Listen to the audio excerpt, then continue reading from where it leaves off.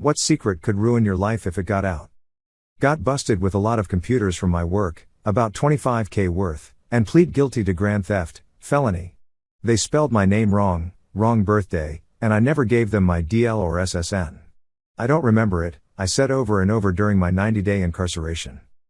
That was 34 years ago and I background check my name every few years with a racy heart each time.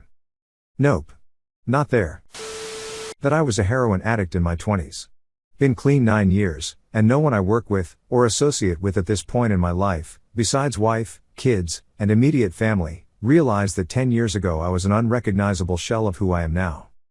I'm currently struggling with addiction, not as serious as a heroin addiction, but it's majorly impacted my life and left me a shadow of my former self. Sometimes it feels like I'll never get to the point of having a family, good job or friends again, but reading that makes me want to keep trying to get clean and live the life I should be living. Imagine how many people are typing their secrets just to completely erase on the last sentence and not post at all.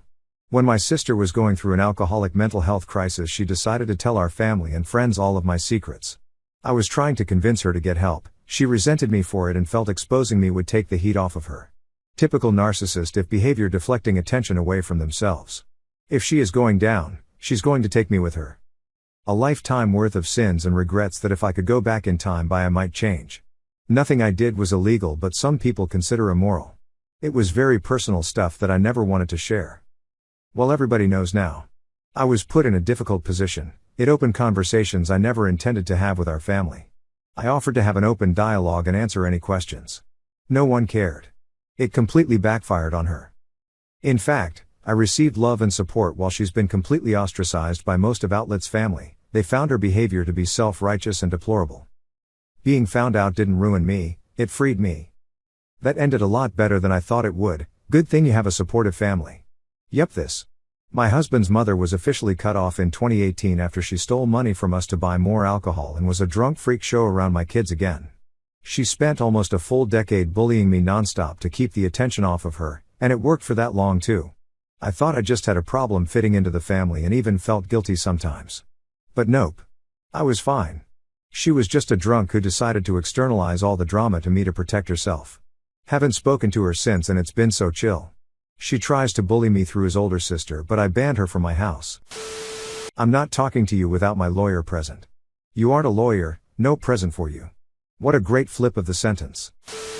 When I was 11 I was told to take out the trash and I did, but, for context, my family had a grill with a box of matches next to it and it was fall. But I burned some dead leaves for like 2 minutes, then I stomped on them to put out the fire, but all did was push it right next to our house, and then the house went up the flames, and my parents had very well paying jobs so they were able to pay for the damages. But when the authorities came and firefighters put out the fire, they were wondering how it started and the authorities suspected someone jumped to the fence and lit up the leaves to burn our house down.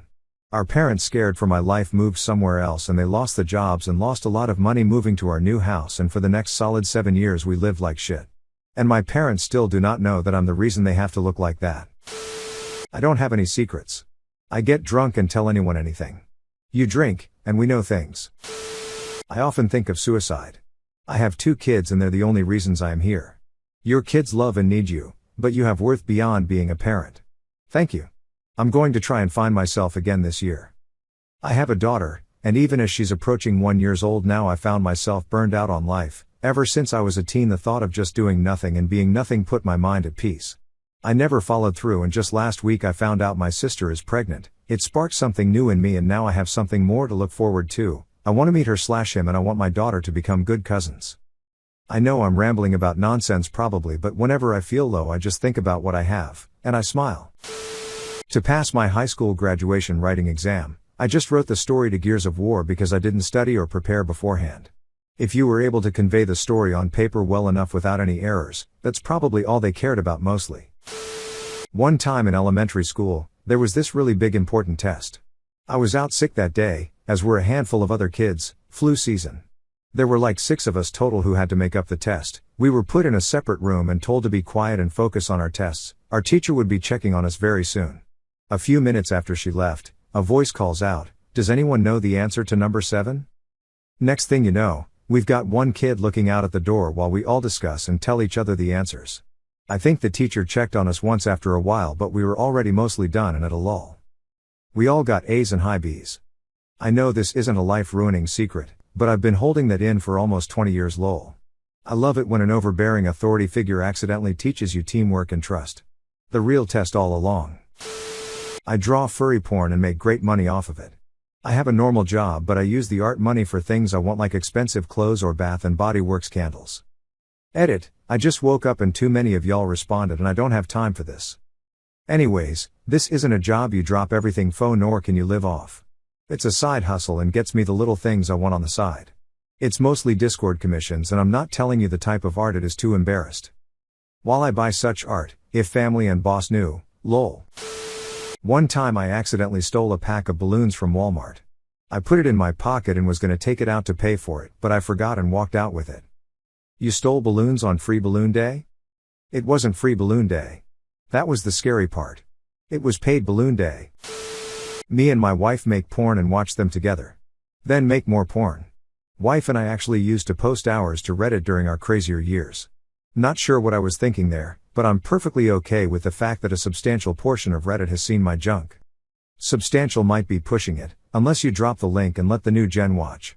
For science? For science. I have schizoaffective disorder. Most people do not know outside of a few close friends. I don't tell people because they will use it as a reason to invalidate me. Even when I've opened up on here outside of the CISA sub, people have tried to infantilize me or have offensively tried to tell me what's best for me or school me about my disorder as though I am not living with it or as if I am not a functioning adult. The world likes to pretend it's becoming all woke about mental health, but it's not. So I don't tell people. If I were open about it, I think it would prevent me from getting jobs or making friends, and I think it would make people suddenly view me as incapable. As though they know best. Because people are fucking stupid. And watch things like A Beautiful Mind and suddenly believe they know everything. I skipped my brother's wedding. Told him I had strep throat. I just hated his now wife. Cunt. He probably knows. He knows for sure. I put a little more than double the amount of salt called for in recipes when I cook for people or bring potluck. I never have to bring home leftovers, the dishes are scraped clean. My super secret food hack is salt. It won't ruin my life, but I might get the stink eye from family with blood pressure problems and my super health conscious friends. People are like, putting an extra teaspoon of salt in the stew is so bad for you. Then they eat a pack of Doritos. This is my first real post, but ever since I was young I had an overactive imagination and would want to share my thoughts and ideas with everyone. I was made of every time I did, so I kept to myself to the point where I disconnect from the world into my mind, where I created friends and conversed in my head with these characters. Which many times when I am silent I'm just ingoring the world and listen to the world I made for myself in my head. So whenever someone talked about sports, cars, posting on Facebook, Twitter, etc., or even hanging out with friends I would not know because I just find it hard to speak to anyone. I'm only working half of the time at work. I have managed to create a facade that makes it look as if I would work full time on the project I was assigned to, but it actually takes only half of the time. Sometimes it gets a bit stressful, but most of the time I manage to organize everything in a way that allows me to do anything but my work at the office. On home office days I mostly play video games. If I get asked how it's going, I lie in deceit to make it look like I am fully tied to my work and the schedules and deadlines, etc. I got really good at this. I guess I could lie about nearly anything now and most people would believe it. If my coworkers or my boss would find out that I get paid for a full-time job while only working roughly 20 hours a week, I'd get fired immediately. Additionally, I live in a small town and that would probably ruin my reputation at any potential new job. I've been doing this for 2 years now. Edit, alright, after getting some resonance I realize I might be a bad person in my boss's eyes, but so are many of you. But hey, hate the game, not the player, right? Edit number 2, just want to make clear that I don't feel bad for my behavior at all. I don't get paid enough to look for more work only to fill my 40 hours a week. It just proves most of your job, like most jobs out there, are bullshit jobs anyway, so props to you for making coin and reclaiming your time. Much more wage theft happens compared to what people like you are doing by a massive margin. I'm a young gay atheist living in a Christian household. Basically all I'd have to do is be myself around my family to ruin my life. Lamau. Gaytheist. Nice try, Fed. In all seriousness? I'm the only person in my mother's will. She never told me why, and I don't think she ever will.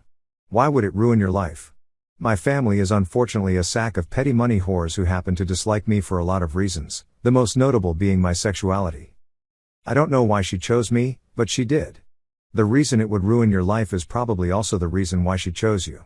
I wouldn't want to give my money to money whores who dislike my child either, especially if one of the reasons they dislike them is over something harmless they have no control over.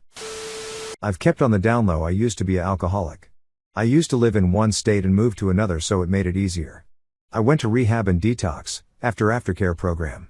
Afterwards a sober home and my own apartment, but it's always a stigma if I let anyone know my journey. I'm 31 and honestly it sucks because I want to break free from lying, but it's tough because I believe anyone I tell will judge me and not want to talk to me. It's easier to lie. And it's worked so well so far, so why fix what's not broken? But I also get how it can eventually catch up. Just stuck in the middle. Had one of my employees leave because he was an alcoholic. Went and got help. I rehired him, told him I was proud that he went and got the help he needed. A few months back he told me he wanted to talk to me in my office and he showed me his 6-month coin. I'm incredibly happy for the guy, and fuck anyone that hates on people for getting help.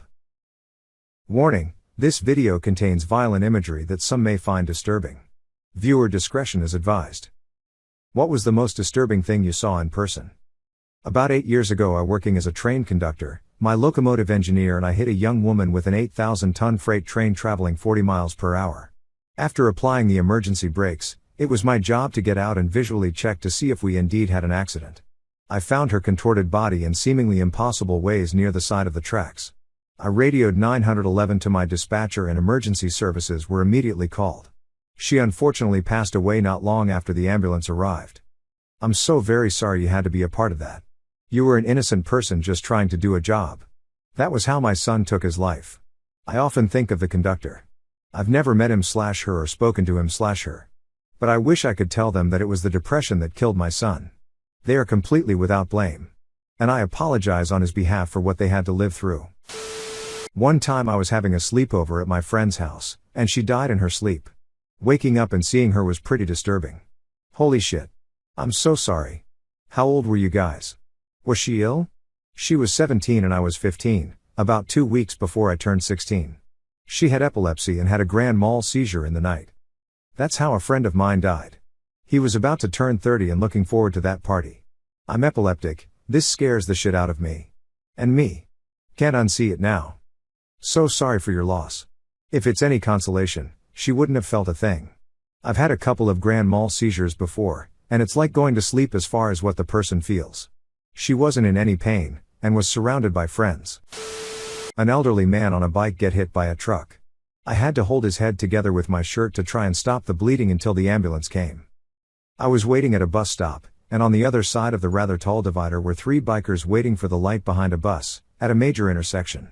Moments later, another bus came up behind, but realized too late it had no brakes. Several people injured, but 2 of the 3 bikers were squished to pulp. One was thrown to the pavement on the far side of the road, and survived with injuries. I never dared cross the road and look on the other side of that divider. It was in the papers the next morning. Nigeria. I was walking through a busy market when I spotted a man having an altercation with the driver of a semi-truck. He got agitated and propped himself up on the truck's tire to try and reach the window. Driver started the engine and made to drive off, and as the wheel turned, the angry man slipped and fell so that his head was perfectly lined up with the tire he'd just been standing on.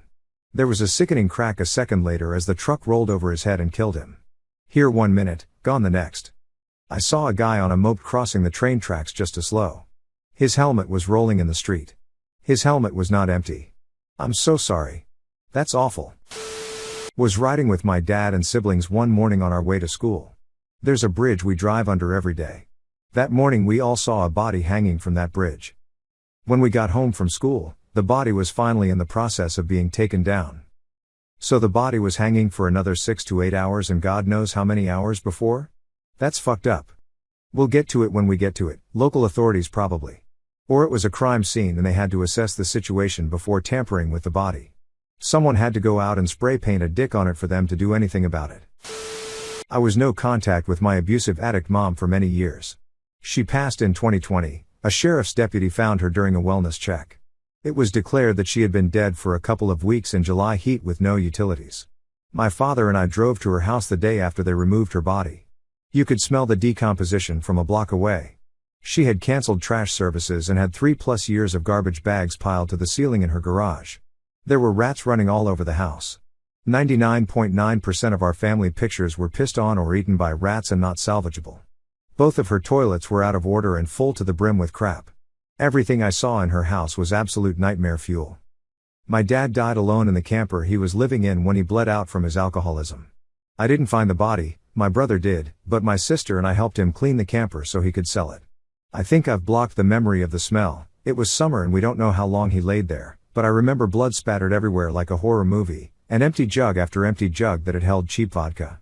I remember tossing the cushion he laid on as unsalvageable, but can't recall exactly what it looked like. I appreciate that my brain is protecting me from a lot of the details. Sorry to piggyback on your comment, but this reminded me of my dad. I'm super sorry about your mom. Even someone you're no contact with or you've lost all love for, it's not easy seeing them that way. I hope you've gotten lots of opportunity to process and work through things. For anyone else reading this, I always recommend just paying the money to have a biohazard company do this work. It's not worth the therapy bills. Sorry you both had to go through this. A man that was pulled into a wood chipper. Arm and half of head gone before they got it shut down. How did he get pulled into a wood chipper? Wearing a hoodie and got it caught in it. My dad runs a logging company and he always warns me about wood chippers. Everyone should always take extra precaution when operating or being near dangerous machinery like this. No loose clothing. Once one small thing like your sweatshirt sleeve or something like that gets stuck, it keep on pulling you into its teeth. The danger comes when you panic or forget about the emergency switch and it all happens so fast. So once that sleeve or something gets stuck, try keeping calm and remembering that emergency switch. Don't get turned into a red mist. I don't even handle any heavy machinery, but it's always the same rule no matter the machines. No loose clothing. I always use heavy machinery while naked just to be safe. Motorcycle rider missing their head. Launched across highway, run over by numerous cars before traffic stopped. Head was removed with helmet. That's so messed up, I'm sorry. I think that would make me instantly vomit. 4 unfortunately seen death on the roads a few times. But what made this one different was that the rider sped past me right before it happened and I thought idiot is wanting to die. 30 seconds later he was in opposite side of highway dead. I feel like peeps no longer know the limits of their vehicle and safety. Modern cars and bikes stick the road like crazy until they don't and you're dead. Where older cars were slower and had worse tires, you quickly knew the limits. Old motorcycles had 10 horsepower if you were lucky. Modern ones, it's hard to find anything below 40 horsepower. Even if modern cars are safer with ABS. But there's not much other tech besides ABS and seatbelts. Even ESP can't defy the laws of physics. Was walking through a city with a friend when we saw a guy on a bike, no helmet, come down a steep street right in front of us. Something made his bike flip and he went headfirst onto the stone cobble street. The cracking noise and the amount of blood was something I'm not going to forget anytime soon. Ambulance and so on showed up pretty fast, but I have no idea if he survived. I'd like to think so, but there was so much blood on the street I don't know if I can believe it. Sounds similar to what happened to me. I don't remember any of that morning but pieced it together after. At 16 years old doing my morning paper round, I went off the curb and onto the road as was my normal route. As I lifted off, the front suspension fell out of the forks and the front wheel went out from under me, hit the road with pure metal, proceeded to go face first into the road. I got airlifted and sent to the hospital, woke up a few times in the scanner and thankfully have no real injuries other than a massive Harry Potter style scar. My face was not a pretty sight and I still have the photos.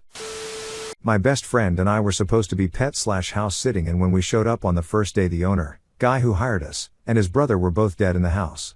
There was a note and it was ruled a murder-suicide. Younger brother showed up at the house in a drug-fueled rage and older brother didn't know it was him and shot him. Then when he realized who it was, he wrote a note and killed himself.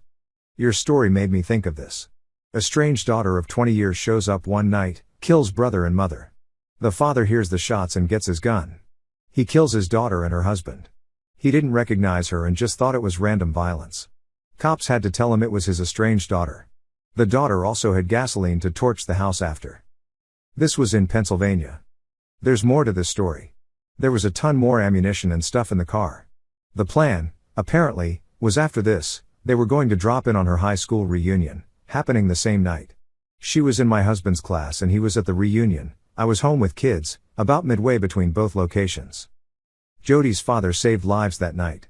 I believe he passed not long ago and the house where this happened was recently sold. The so-called caring, loving Christian church I will never go back to after tonight, invite homeless people for a midnight dinner. Then telling them they can't have a plate, unless they pay $3 for it. The pastor took a plate out of a homeless dude's hand and said God would feed him. I left my wallet at home and they didn't even let me, a member of the church, get a plate for my 2-year-old son who was crying. They said let the paying Christians eat first and then if there was leftovers we can have some, when he said God willing and amen. I had to hold back from punching him.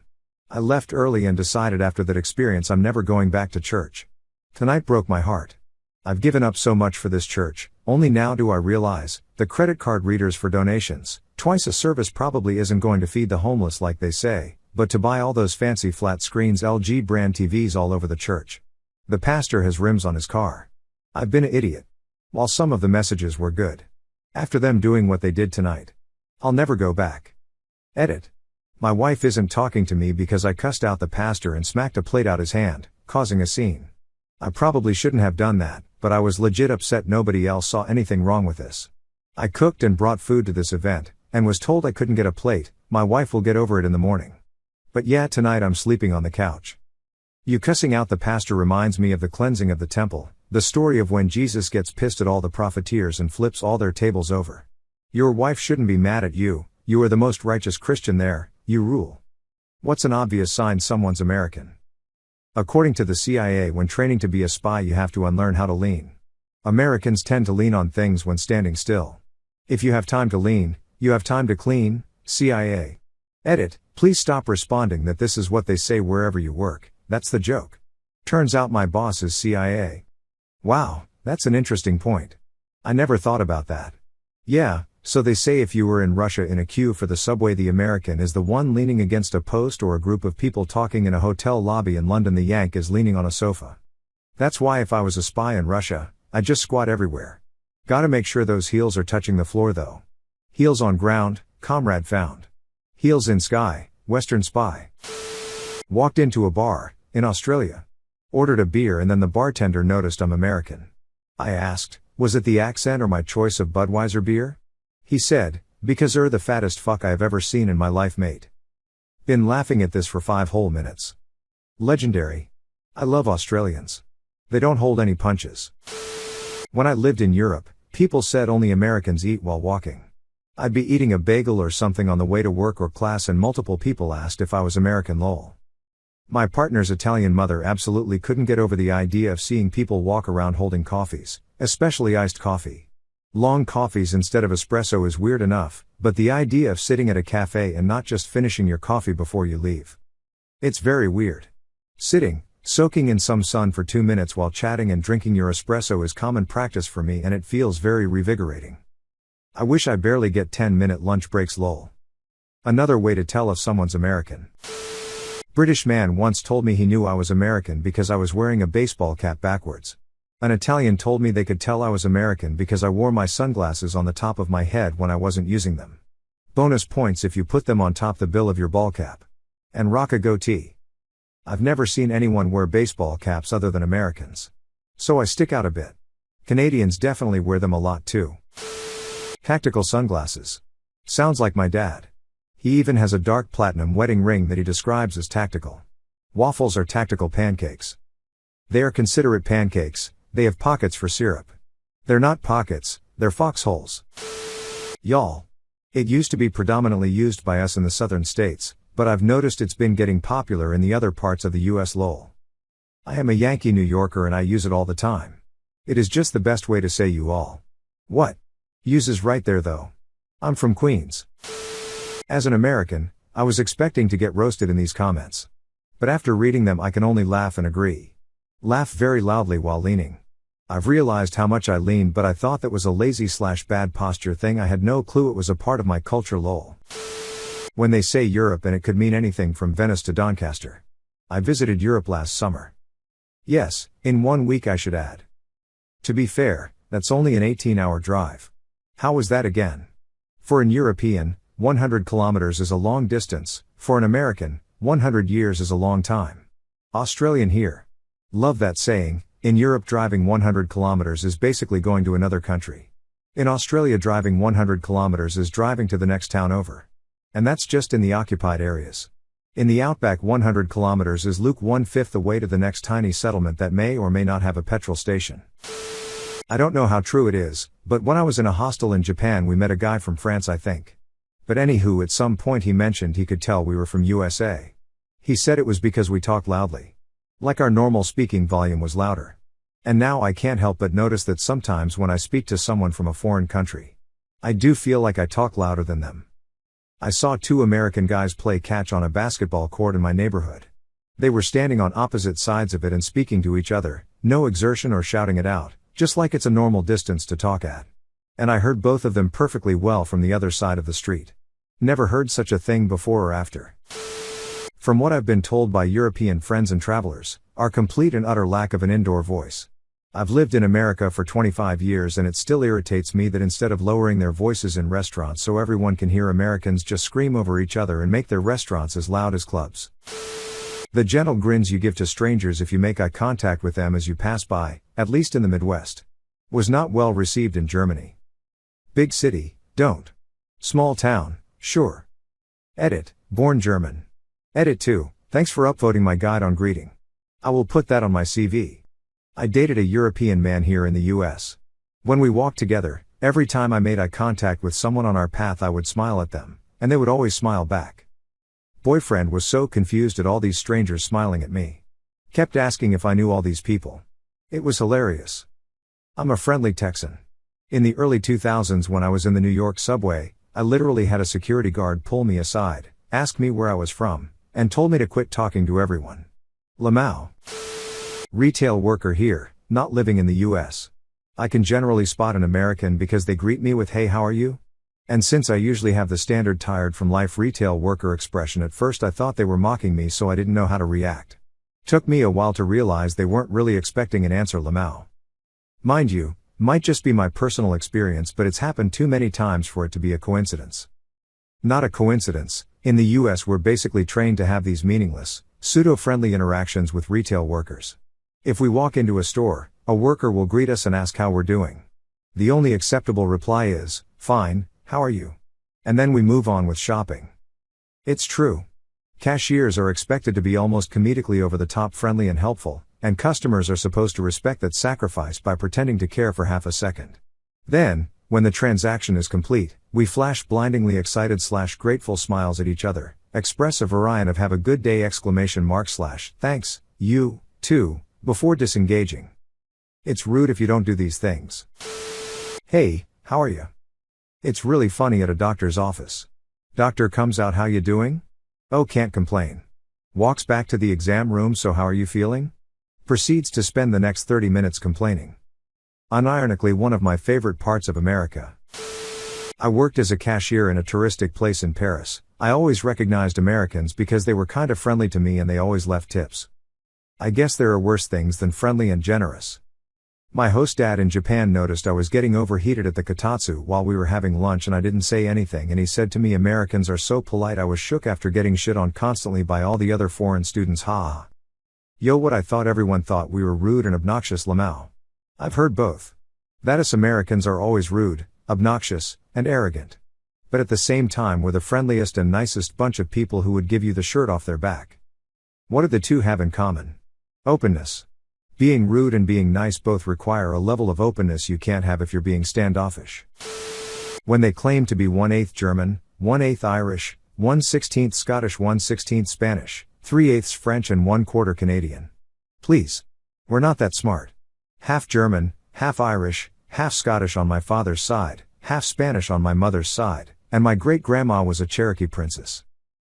You just won $1 billion, what are you still not buying? TikToker merchandise. Get a scoop of crystals and polished stones for me. Raid Shadow Legends. It's free and I still refuse to get anywhere near that shit. It's free to go enter a casino. Because that's what these free-to-play games are. It's gambling, without the regulation, taxation, or legal barriers for entry. They make nearly 100% of their profit on gambling addicts, just like a casino, and directly target those users to keep them hooked. All while dressed up like a game, at the top of every major app store where kids will find it. It's fucking gross. But you don't have to buy it, it's absolutely free. And if you download now, use the code DICKCHEESE and get a free hero upgrade and 5,000 purple gems. Damn. I should have done that. I used code SPLOOGEMONSTER and only got 300 gems. Money better spent on a subscription to NordVPN. Or maybe a set of Raycons. Why do I feel like I just watched my usual YouTube channels? Use promo code HelloFresh to get 20% off your Audible subscription. $1,000 steaks covered in gold leaf. Any food involving gold leaf. It's so stupid. Well now, hold on. If I eat enough of this gold leaf, is it possible I could literally shit gold? Or does the body digest it? Goes directly to your heart. Eventually you'll have a heart of gold. Neil Young is old. He prophesied finding you. Now you're a crude but jolly harmonica solo. Gold is chemically inert and therefore it passes through unchanged. Stomach acid is hydrochloric, so if you drank a bit of nitric acid along with the gold you could form aqua regia and dissolve it. If you don't die from ingesting nitric acid first. That I have just won $1 billion. It would take me weeks after the money is in my account to truly accept it and start spending it. Which is smart, because if winning means it just appears in your account, and it's a banking error of some sort, that ain't gonna save you. They will come after you. For that much, with the full support of the government and the legal system, probably. It's not like finding a pile of cash in an alley. Banks aren't people, and they have way more power to fix/ignore/reverse their own errors than we do. Honestly, if it were like $1 million, you're completely right, you would be all kinds of fucked. But $1 billion? And you were able to remove it from the account before the bank could reverse the charge? In that situation you're not nearly as fucked as the bank is. Nah, the other way around. 1 million you could theoretically get, and disappear with it. Sure, wouldn't be legal, but you could just run. Good luck withdrawing $1 billion from a bank account, Lamau. Not gonna happen. You'd be rich on paper only, and very temporarily. Snapchat Plus. There's a plus version some people willingly pay for? The added benefits? The ability to really truly stalk someone via Snapchat alone. That and wallpaper for your chats, of course. What do you mean stalk them? People can block their location on the map. They can, but some people may not realize that if they don't, people can see not only where they currently are, but where they've been too. It's really scary how much information about you is just a few clicks and Google searches away. Had to search the internet to find a very sensitive piece of information about myself because I couldn't find it on my documents. I managed to do it in less than 10 minutes. Watch out folks, don't overshare with people you don't know and trust 100%. Meth. No, you can afford coke now. Coke is God's way of telling you you're making too much money. R. Williams. NFTs. Any crypto, so I don't lose all my money. I say this as someone who made money in crypto. Don't do it. It's dumb and dangerous. I profited thanks to stupid blind luck. No, you're supposed to sell the NFTs, that's where the money is. Exactly. Buy it for 1 million. Then 6 months later when you forgot how much you paid for it, sell for 50k. Easy money. Salt Bay's BS. I wouldn't let that dude pay me to make me food. I would pay people not to eat his food. Did you see the new pictures of him embarrassing himself on the World Cup field?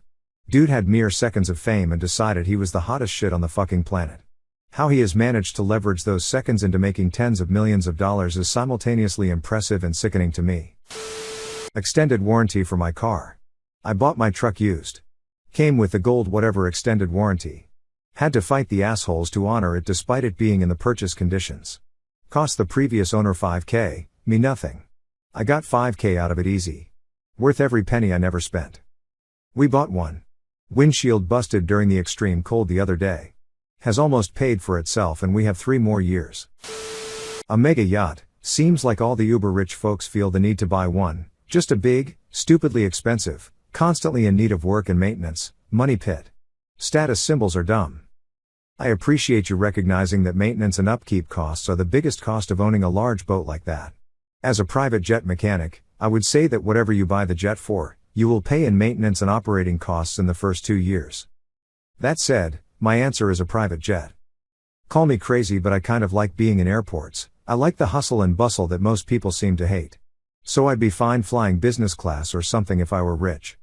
I have a family member who is crazy rich. Like used to have a jet rich. And yeah, they basically said with the on-demand charters now and just flying commercial first/business it's totally not worth it. Sometimes they charter if they want the dogs with them, but usually they just give a decent bonus to their mechanic to drive them between summer and winter homes. Like it doesn't actually matter to their budget but you still don't want to pay 30k extra if you can. Heroin. If you become famous they just give it to you. And you can afford rehab and blood boys. Any MLM product. You don't want health cleansing chakra crystals, hun? New husband. This is the last answer I expected. Good for you and your successful marriage. I just wonder where they bought their current model. You can pick them up pretty cheap in bars. Not saying that's how I got mine or anything. Expensive designer brand clothes. I'd pay extra for good quality, materials, and features, but never just for a label. Would hire a tailor and seamstress and have them make all my clothes. Yes, this. How fun that would be, and everything would be the perfect size, color and fabric. Most of the most expensive designer clothes don't have big flashy labels. Heavily branded stuff is actually a relatively small segment of high-end designer fashion and tends to be heavily concentrated in urban-influenced streetwear styles. Your $50,000 Loro Piana Storm System coat won't have any conspicuous branding. Another house in a HOA. Just buy all the houses in the HOA and disband the damn thing. Then resell the houses using the lack of HOA as a selling point. Genius. Reddit Awards. You just force the Redditors to bury you alive in awards. It's all part of the plan, man. Farts in a jar. What about bathwater from an OnlyFans model? Do they really sell that?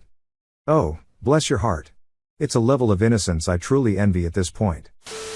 $20,000 handbags. Heck, I wouldn't even buy a $1,000 handbag. What in the world is the point? I bought a $600 briefcase about 15 years ago, so probably at least $1,000 in today money. It's a leather one from one of those brands that's all about they'll fight over it after you're dead and a 100-year warranty. It's been my EDC ever since. It's been on 3 continents and probably 30 states. Hundreds of flights, thousands of trips on public transportation, more hotel rooms and conference rooms than I could count. It has developed a little bit of a patina, but otherwise it's still exactly like the day I bought it. Which is a lot to say. A really high quality bag might be expensive up front, but if it looks fantastic you can use it forever. I used to wear out a $150 bag every year or so. I'm not easy on them and I need something that looks professional. This thing has saved me so much money by now.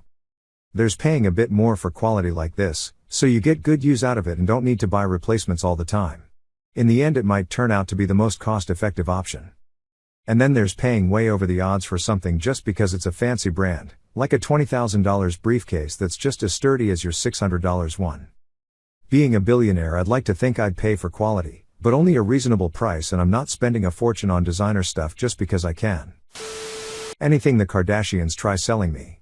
Exactly, or any other similar influencers. Diamonds.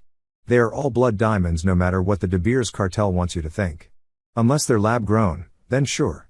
Plus lab-grown ones are typically better quality anyways. Lab-grown diamonds are made in a plasma chamber. What they don't tell you is that it's blood plasma. From babies. What should you never do in the United States? Try and bribe a police officer. Not just bribery. Apparently in some countries, if you get a ticket for something you can actually pay the fine to the police officer on the spot.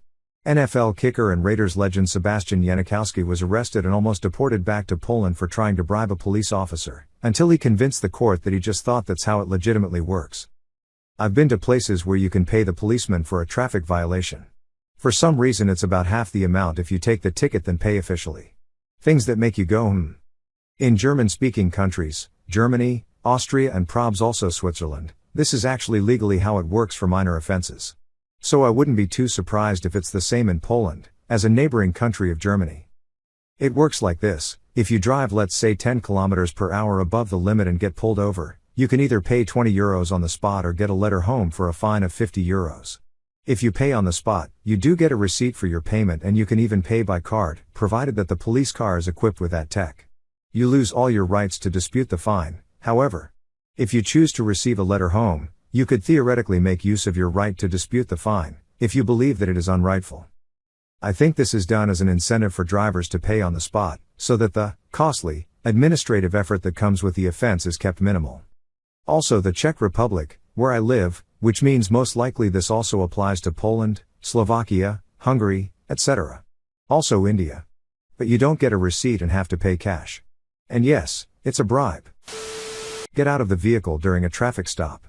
I did not know this. Here in Australia we are perfectly okay to get out of the vehicle unless the cop says otherwise. Man, I could never imagine getting out for any reason if I got stopped. Wow, this blew up. I took a nap and came back to see a lot of people feel the same, and it's terrifying. Once I rolled through a stop sign in front of my college dorm and had parked and was out of my car before the cop pulled up behind me and screamed for me to get back in the car. I hadn't seen him at all and the lights weren't on until I was already out of my car. He was so angry and was asking why I got out of my car. Similar thing twice, but the cop didn't yell at me. But that may have been cause I had slightly better timing than you, or the cops that pulled me weren't easily scared into thinking I was gonna attack them with a handful of groceries. Would an Australian cop be more suspicious if the driver did not get out? Genuine question from an American. Nah. It's still the norm for people to stay in the car during a police stop here as well. Like if you got out of your car in Australia, the cop would just tell you to stay in the car so you don't get ran over. They wouldn't take it as an act of aggression and pull their gun out. My old man still gets out of the car every time he gets pulled over. I think he thinks it's some kind of power move, so he is looking the guy in the eye rather than getting talked down to, but probably just succeeds in irritating the cop and increases his chances of getting a ticket. Cut in line. I've been in countries, example, Spain, where lines/queues are more of a vague suggestion of who goes first. This is not true if you cut in line in the US. Cutting in line in the US can literally lead to violence. Hey buddy, what's your problem? Yo. The lines start back there, hitches thumb in direction. Hey Copernicus. Why don't you navigate yourself to the back of the line? And stand there with your shirt. Edit, my most upvoted comment is a misquote of Family Guy lol. Hey yo, Copernicus. Why don't you navigate yourself to the back of the line with your feet and stand there with your shirt? Don't talk to your wife about trying New York pizza in Arabic on a plane to New York. Why not? I heard New York pizza is the bomb. I'd give it a 9/11. You've been waiting years for this. 21 years. In Azkaban. Cunt is considered a very vulgar word here that would be highly inappropriate to say casually. Fuck me, I'd be proper fucked then. Why did I just automatically read this in an Australian accent? On the other hand, fanny in American English is a rather innocent slang word for someone's posterior. It's entirely appropriate to say get your fanny over here. To a young child. As I understand it, if you said that to a child in the UK, you might find yourself having a chat with law enforcement. I got this when traveling over the summer. I said something about trying to decide whether or not to bring my fanny pack, and my friend there blushed immediately and told me not to say that lol. True, but most who think that are cunts anyway. But how do you know if they are a good cunt or bad cunt? Asking from Scotland. Context. Man, through some strange coincidence, most of the people I associate or hang out with at work and outside are Australian and British.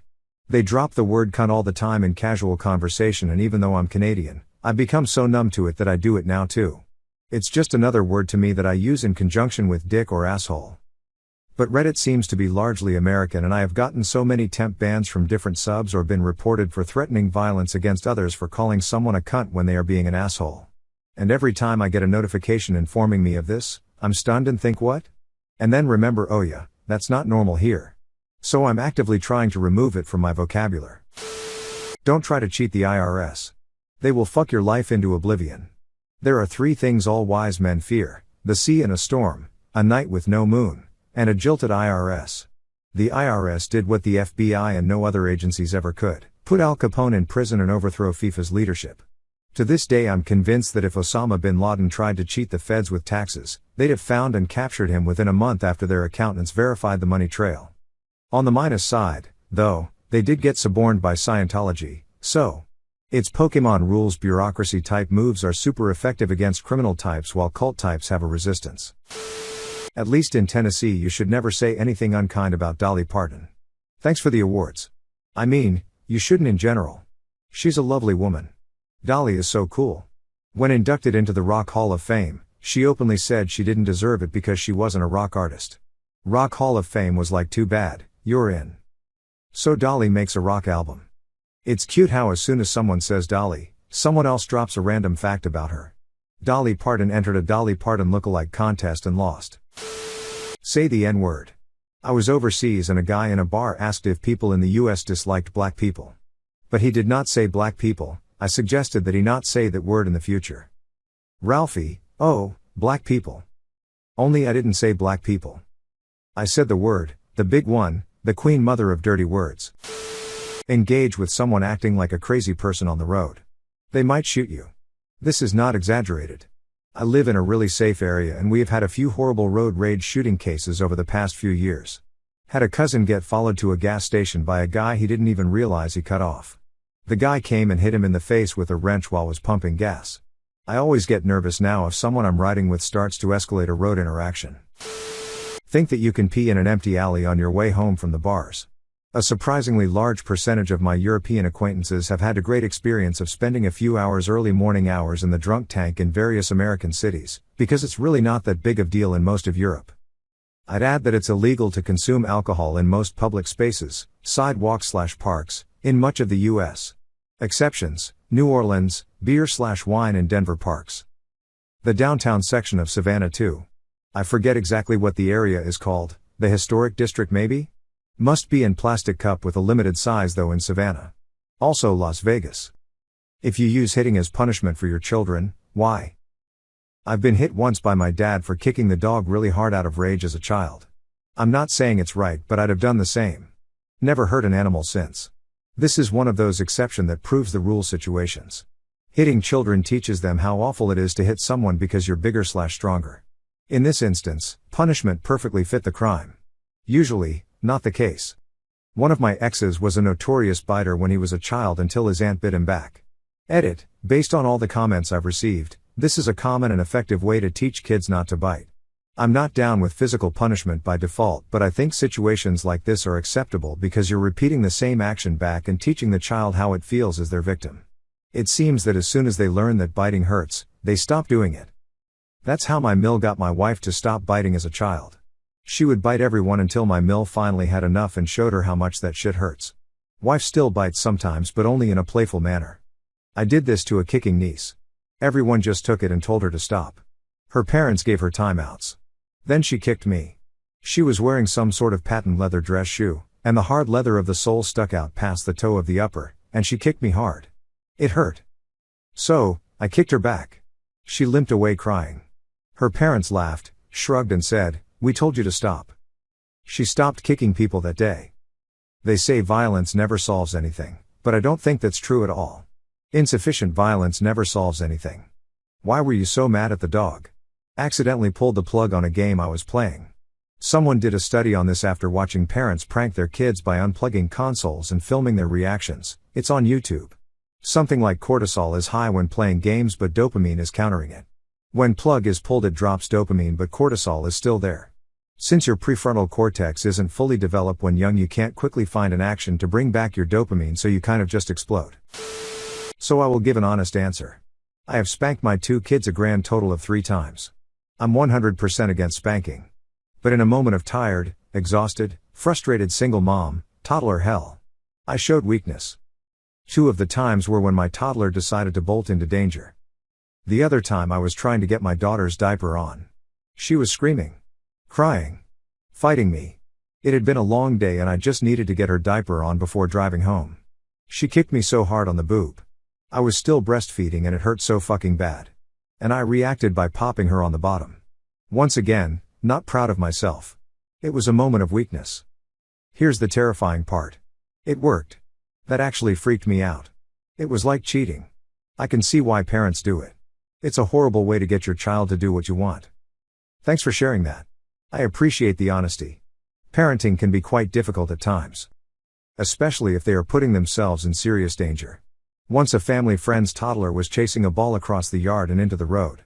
I was 13 and ran after her, grabbing her shoulder pretty hard and yanking her back from the literal edge of the road as a car was coming, and slapped her wrist.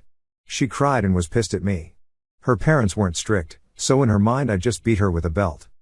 Sometimes kids need a sudden oh shit moment to understand this is serious. You're past the point of a gentle don't run into the street.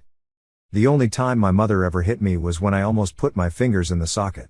She slapped my hand out of the way in a panic and apparently I looked at her with fear in my eyes. It's been 33 years and she still feels bad about it. When I was a kid I would randomly run off. It drove my parents mad, especially as my mom is disabled so can't move so fast. They tried everything to stop this behavior. Once I went to run into a road, I remember the car swerving a breath from my nose. My mom yanked me back and in an amalgamation of rage and terror she smacked my ass so hard I lost all sense of body and being. I never once bolted again after that. I barely remember it, and while my dad would smack me as a final warning, my mom didn't often. My personal perspective is I will do my best to never smack my child, but I imagine I'd rather smack the butt than see them ran over. He doesn't hit them, but my friend makes his kids run laps in the backyard if they're being bad. This reminds of a punishment my friend had when we were teens. She was caught drinking and her parents made her move a pile of bricks from one side of the backyard to the other and back while hungover. 18 years later and she still to this day hardly ever drinks, and never to the point of having a hangover. There's a name for this but I can't remember what it is. It's a form of psychological punishment that's used on prisoners for a long time. Forcing them to do a knowingly mundane pointless task, then undo it for no reason. Standard military training in some parts when no real work is available. My dad loved to tell the story of how him and his cousins got drunk one night and realized they couldn't go home because their moms would have killed them. They went to their uncle's house who woke them up at 5 a.m. by banging on the basement pipes above their heads. Armed with a 5-gallon bucket of paint, an empty bucket and painting supplies, he kept them down there all day painting the basement and puking in the empty bucket. He promised to never tell their mother, but they weren't allowed to tell her about the free labor either. I, reluctantly, only spanked when one of my kids were injuring a sibling and wouldn't stop. It was probably less than 4 times between 2 kids. We were buddies again very soon after. Thanks for being one of the few comments that actually answers the question. Sue annoying lol. Like all the top comments are not parents who have hit their kids. Not a parent, but I was frequently spanked, and it was obvious that she did it because she was angry. Mum wasn't mature enough to regulate her own emotions and would spiral into a screaming whirlwind of hands and nails, at the smallest provocation. She sometimes non-apologized afterwards, "I'm sorry, but you need to stop making me so mad." I didn't care for being hit, so I avoided it as often as possible by becoming an excellent liar. My experience is pretty similar. My parents never used physical discipline as punishment, but my mother would just lose control or her temper and hit me or throw something at me. She also yelled a lot, and I definitely learned that I needed to avoid her as much as possible, keep physical barriers or distance when I could, and try not to upset her, even if it meant lying or doing something wrong. Definitely a lot worse to have someone chaotic and unpredictable. My grandparents spanked me as a young kid, and it really wasn't that bad because I got warnings first, and it was very measured. With my mother, I didn't know when or how she would lash out at me. My 4-year when put into timeout, bursts into tears. No timeout. Try spanking. Instead of timeout, do spanking. I think timeout was pretty effective. My son screamed bloody murder for the entire time whenever we put him in timeout. It got to the point where he would be screaming himself hoarse and I'd be downstairs staring at my wife and wondering if a quick spanking would have been kinder than this. He's old enough now to be sufficiently addicted to his Nintendo Switch. I stole this idea from somewhere else, but I don't even take his Switch away when he's bad. I take the charger. So he has to watch it slowly die and know he won't be able to charge it again for a few days. When they eventually figure out that they can charge it elsewhere, Nintendo has an app for parental controls that lets you set time limits or lock it remotely. That's a good way to get your kid to learn hacking. Child learns new useful skill, you then take the charger. Win-win. What's the meme?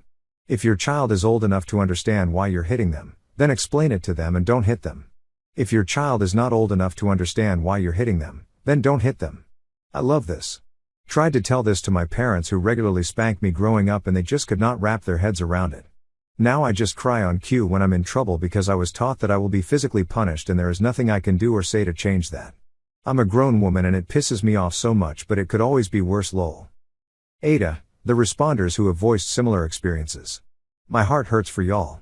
It's amazing what the internet can randomly connect people with, and I hope you all are finding comfort and peace in whatever way you are able. I was beaten as a child, for what my father deemed educational. Not a slap on the hand or a swipe at the back of the neck, mind you. And what I learned.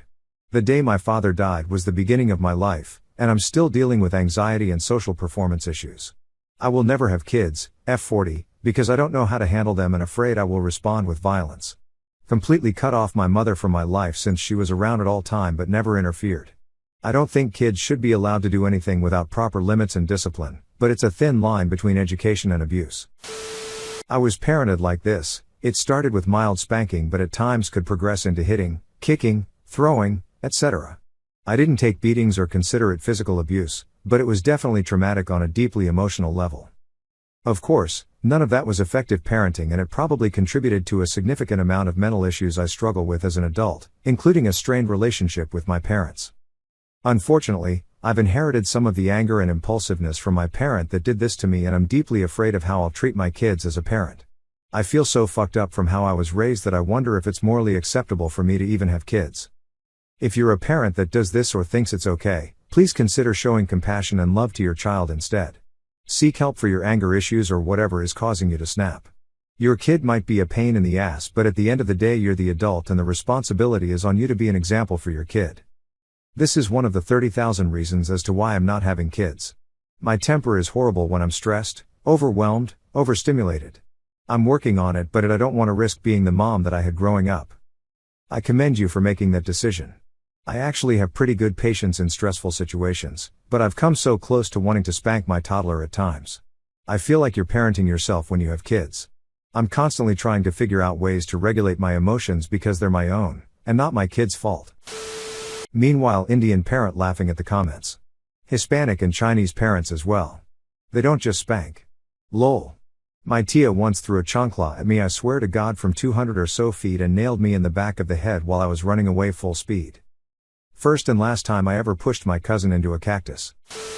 My aunt and uncle were determined not to spank their kids, agreed before they even got married, read all the books about why not, prepped all the alternatives when they were expecting. Then their first child was an absolute nightmare. Like every instant he wasn't getting exactly what he wanted from about 18 months old, he would scream and cry until he almost or did made himself vomit. They had done all the things you're supposed to do to prevent that behavior from the second he was born, and it didn't matter. They did timeouts, took things away, sat with him in quiet rooms until he calmed down, explained why what he did was wrong, once he was 3-ish and could understand. He saw therapists and behaviorists. Nothing. It nearly ruined their marriage, and our entire family actively dreaded being around them.